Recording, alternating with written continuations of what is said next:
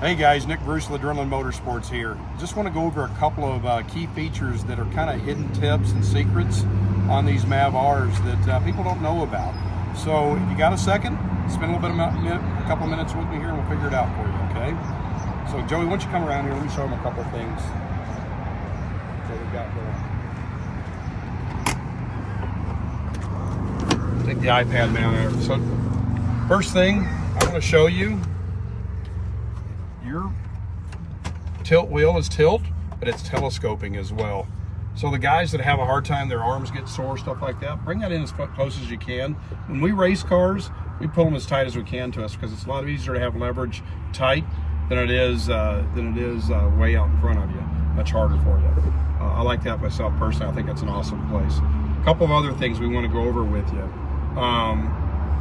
You have a lot of hidden secrets. So the secrets right now, right?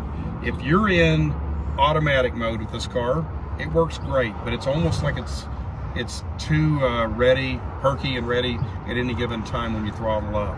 I like manual mode. So here's the thing. Yes, you can push manual mode down here, or, all right, if you're driving, pull back both levers for about 3 seconds.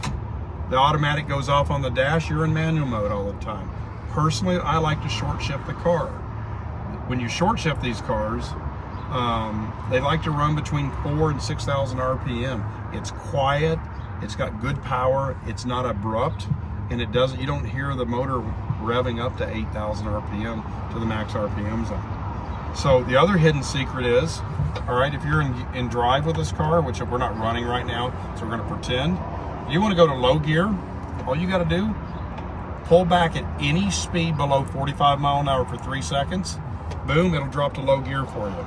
Now that maxes out on a 2-seater about 65 mile an hour.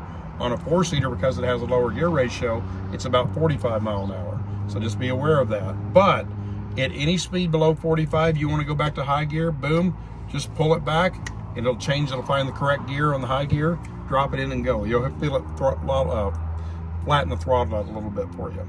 So the other thing that we've got here, which I've got a bunch of junk hanging off my keychain right now. So, but that being said,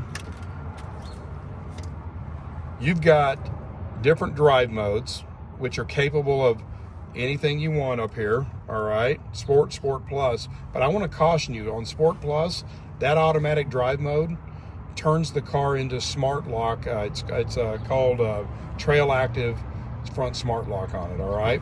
What that does is when you go to Trail Active, it's engaging the clutch packs in the car in tighter in the front of the car. This is really good if you're up and rock crawling somewhere, but you don't want diff lock, so you can still steer the car. If you're drag racing in a straight line, absolutely game on. It's a better way to go.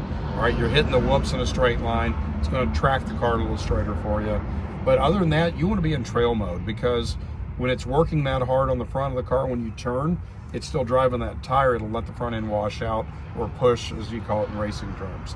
So be careful with that. When you're in Sport Plus, it's automatically defaulting to that. What I choose to do is, you've got custom drive modes, custom 1 and 2. I'll set custom if I'm going to run Sport Plus. Honestly, I run the front power steering in it at medium. I'll run the drive mode in trail, not Trail Active, and then you can set your Shox settings as well according to where you want it. That's just a hidden tip there. So let's go to the other part, the dash, okay? If you hold your finger down for 3 seconds on the dash, hey, there's a gear position sensor. It'll show you what gear you're in at any time. If you hold it down a few more seconds, it'll show you the turbo boost.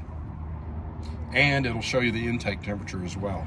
I think Can-Am would be working on trying to put water temperature here, but who knows? I would think that'd be a great idea. That has been a suggestion that we've given those guys.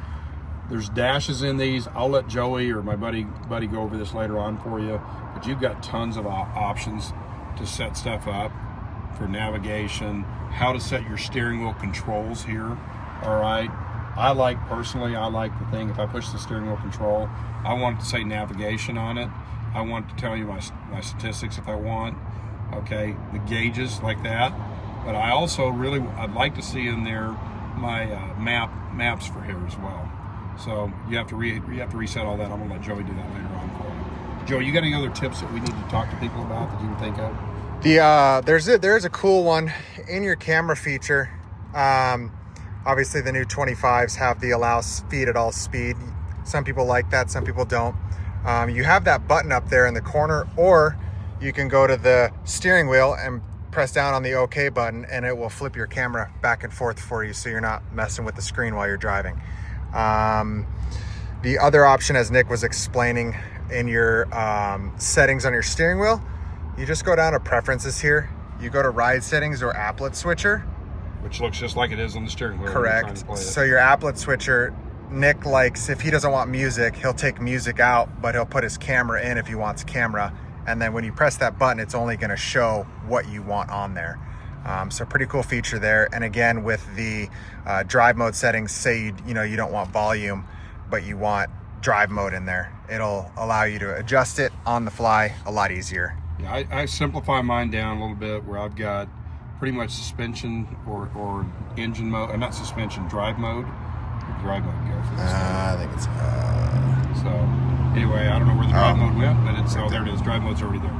So I like those three features. That way, when I push the button, okay, it'll pop up, let me do what I want to do with it. Suspension on it, drive mode or engine mode, so I can kind of manually adjust those as I need them. But if you got the drive mode set right, guys, you really just need drive mode and let it go. Other than that, we're just going to make a simple video for you. Hope it's good for you guys, and we'll see you next time. If any of you guys are big fans, of off-road lights, bumpers, storage, that sort of stuff, we just started carrying Electric Off-Road and Designs. They're a local company here out of Mesa. They carry great bumpers and trunk boxes for honestly a really good price. This is, I think, the Dune bumper is what it's called. Really strong, material on the front there, and you can hold, different types of lights that you guys want to run. The bigger one is winch capable. And then going to the back here, they carry this super nice trunk box with aviation latches. This covers your whole entire back piece here.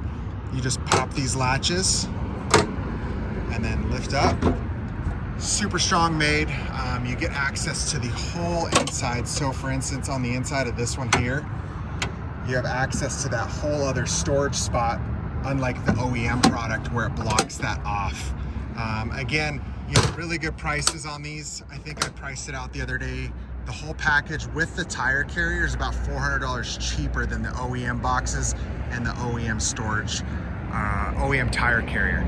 So if you guys want stuff like that, hit us up. Also, the SD chase lights, we carry these in-house. Again, locally made, super bright.